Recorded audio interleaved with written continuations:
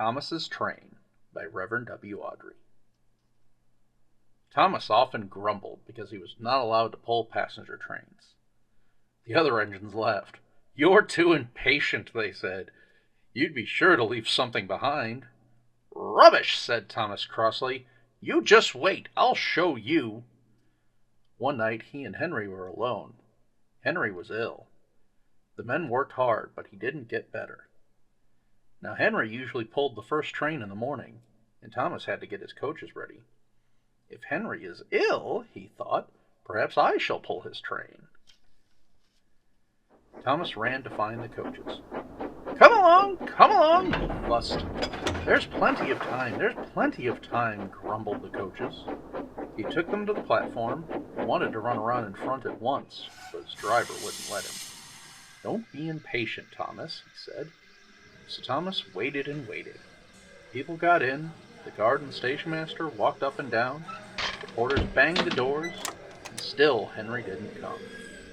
Thomas got more and more excited every minute. The fat director came out of his office to see what was the matter, and the guard and station master told him about Henry.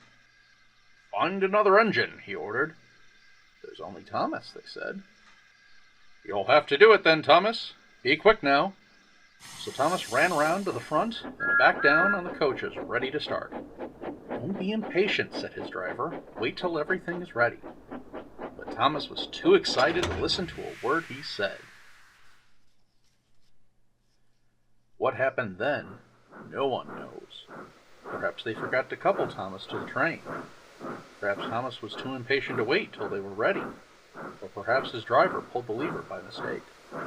Anyhow, Thomas started. People shouted and waved at him, but he didn't stop. "They're waving because I'm such a splendid engine," he thought importantly. "Henry says it's hard to pull trains, but I think it's easy." "Hurry, hurry, hurry," he puffed, pretending to be like Gordon. As he passed the first signal box, he saw the men leaning out, waving and shouting. "They're pleased to see me," he thought.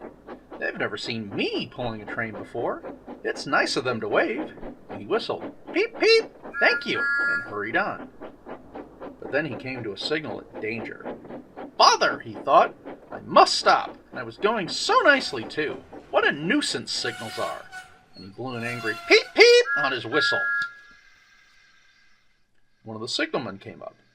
"Hello, Thomas," he said. "What are you doing here?"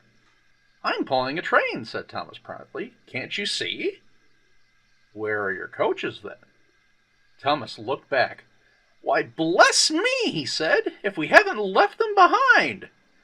"Yes," said the signalman. "You'd better go back quickly and fetch them." Poor Thomas was so sad he nearly cried. "Cheer up," said his driver. "Let's go back quickly and try again." At the station, all the passengers were talking at once. They were telling the fat director, the station master, and the guard what a bad railway it was. But when Thomas came back and they saw how sad he was, they couldn't be cross. So they coupled him to the train, and this time he really pulled. But for a long time afterwards, the other engines laughed at Thomas and said, "Look, there's Thomas, who wanted to pull a train, but forgot about the coaches."